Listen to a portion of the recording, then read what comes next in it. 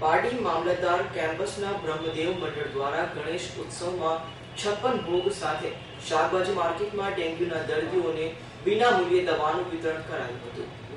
પારડીનગરના મામલતદાર કચેરી કેમ્પસના બ્રહ્મદેવ મંડળના યુવક દ્વારા ગતરોજ શુક્રવારના રાત્રિના 56 ભોગના પ્રસાદ શ્રીજીને ચડાવવામાં આવ્યા હતા અને મહાઆરતીનો કાર્યક્રમ મંડળના ભાવિક ભક્તોએ મોટી સંખ્યામાં આરતી તેમજ પ્રસાદનો લાભ લીધો હતો અને શનિવારની સવારે સત્યનારાયણ ભગવાનની કથાનું આયોજન કરવામાં આવ્યું હતું।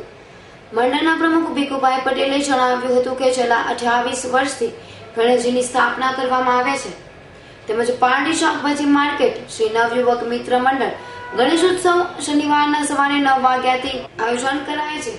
હાલ ડેન્ગ્યુનો રોગ જીવલેણ બનતો જાય છે, જેને ધ્યાનમાં લઈ પારડી અક્ષર ડેન્ટલના હોમિયોપેથિકના ડોક્ટર ઇલાતપનભાઈ દેસાઈ દ્વારા હોમિયોપેથિકની દવાઓનું વિતરણ વિનામૂલ્યે કરવામાં આવ્યું હતું અને સવારથી સાંજ સુધીમાં 1000 જેટલા ડેન્ગ્યુની દવાની કીટનું વિતરણ કરવામાં આવ્યું। અમિત રાણા, બિપિન પટેલ, હિતેશ પટેલ, રાજભાઈ વગેરે હાજર રહ્યા હતા અને ડેન્ગ્યુના જીવલેણ રોગ અંગે ડોક્ટર ઇલા દેસાઈએ જાણકારી પૂરી પાડી હતી। ડેન્ગ્યુ જીવલેણ બીમારી છે। આમ જોવા જઈએ તો એક વાયરલ ઇન્ફેક્શન જ છે। ખાંસી, ઉધરસ, શરદી, માથાનો દુખાવો અને નોર્મલના સિમ્ટમ્સ છે। આ દવાને જો ગંભીરતાથી નહીં લેવામાં આવે, આ બીમારીને ગંભીરતાથી નહીં લેવામાં તે જીવલેણ સાબિત થઈ શકે। એનો તાજો દાખલો છે હાલના સાંસદ શ્રી ડૉક્ટર કેસીભાઈ પટેલ।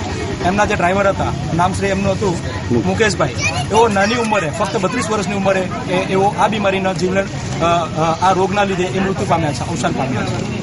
માટે આ એક એવી બીમારી છે, એ બહુ ગંભીર છે। એને ખરેખર દરેક માણસોએ બહુ ગંભીરતાથી લેવી જોઈએ। આ જે ગોળી આપી છે એ ગોળી કેવી રીતે લેવાની છે એ ડૉક્ટર ઇલાબેન તપન દેસાઈએ સૌને સમજાવ્યા છે। છતાં પણ શ્રી નવયુવક મિત્ર મંડળ આયોજિત એમના જે આયોજન કરવામાં આવ્યું છે આમના થઈ લોકોને ગોળી આપવામાં આવી છે। એમાં દેવેન્દ્રભાઈ કહારજી છે, રાજેશભાઈ છે, અમિતભાઈ છે, નિલેશભાઈ છે, હિતેશભાઈ છે। નવયુવક મિત્ર મંડળ તમામે કાર્યકર્તાઓએ બહુ સારી કામગીરી બજાવી। હમણાં સુધીમાં સવારથી લઈને હમણાં સુધી લગભગ 400 થી 500 જેટલા પેકેટનું વિતરણ કરવામાં આવ્યું છે। પારડી ખાતે શ્રી નવયુવક મિત્ર મંડળ દ્વારા ખૂબ સારું કાર્ય કરી રહ્યા છે કે જે લોકો ફ્રી ડેન્ગ્યુ માટેની દવાનું વિતરણ કરી રહ્યા છે।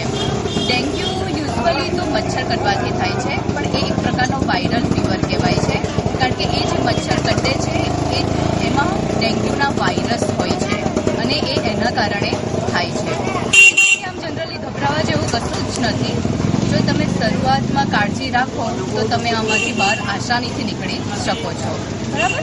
ડેન્ગ્યુમાં તાવ આવવો, માથું દુખવું, શરીર દુખવું, સાંધા દુખવા, ઉલટી થવી, ઉબકા આવવા એ બધા સામાન્ય સિમ્ટમ્સ બીજા બધાના જેવા જ લાગે છે, પરંતુ જો આપણે કાળજી ન રાખીએ તો એ વિરાટ સ્વરૂપ પકડે છે અને તકલીફમાં માણસ આવે છે।